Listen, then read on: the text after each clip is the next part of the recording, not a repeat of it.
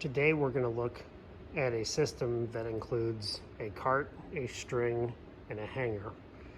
And we're going to see how increasing the mass of the system affects the acceleration of the system without changing the net force. Prior to setting this up, we need to make sure that the track is acting as though it's frictionless, so a car at rest can remain at rest. But if you gave the car a push towards the pulley, it would move at a constant speed if there was no hanger there.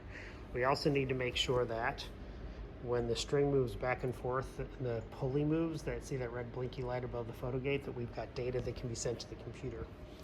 We currently have a cart being held at rest there and a 50-gram hanger down here. So the weight of the hanger will cause the system to speed up. That data is going to be collected on a program over here. We went to the class website over here with the physics experiment files on it and went to the N2 Smart Pulley program.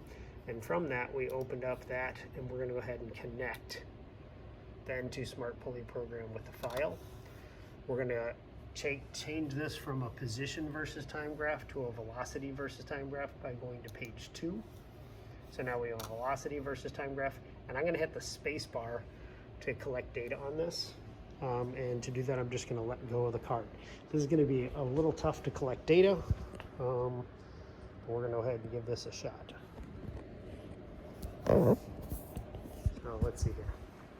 Now pull this out of the way and hit the space bar, and we're going to let go, and we're going to stop it, and that's with no extra masses on the cart. Now we're going to come over to the data table, and again, this is a velocity versus time graph. We're going to highlight the good part of the graph, the straight part, and go up to here where it says up here it says linear fit, so that's finding a best fit line, and it go ahead and finds that trend, and the slope of that is 1.637 meters per second, and that's with no extra masses on the cart.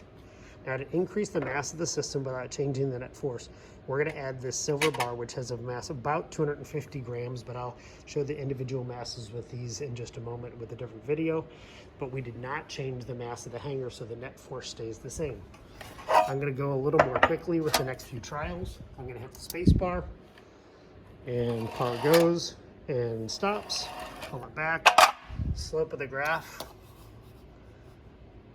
So the acceleration for that trial, highlight the good part, and we got 0.8710 with the silver bar. We're going to remove the silver bar, and we're going to put the black bar with the CM on it. Hit go. And we're going to let it run into our hand, bring it back. The slope of the graph. Again, we're going to highlight the good part of the graph, find the slope, and the good part of the graph says 0.5885. Again, that's 0.5885, and that's with one black bar on the mass, mass on the cart. We're going to add the silver bar to it at this time. We'll hit go. We'll let the cart accelerate. Oh, we'll have to run that trial again because it went sideways.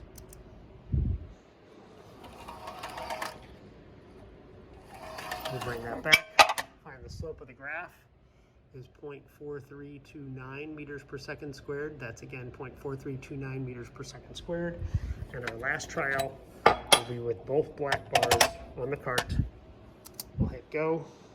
Let the car go. Oops, that was loud. And we'll find the rate of acceleration for that. Back up to the graph, we have to highlight the good part of the graph. Find the linear fit, and the slope of that graph is 0.3508 meters per second squared.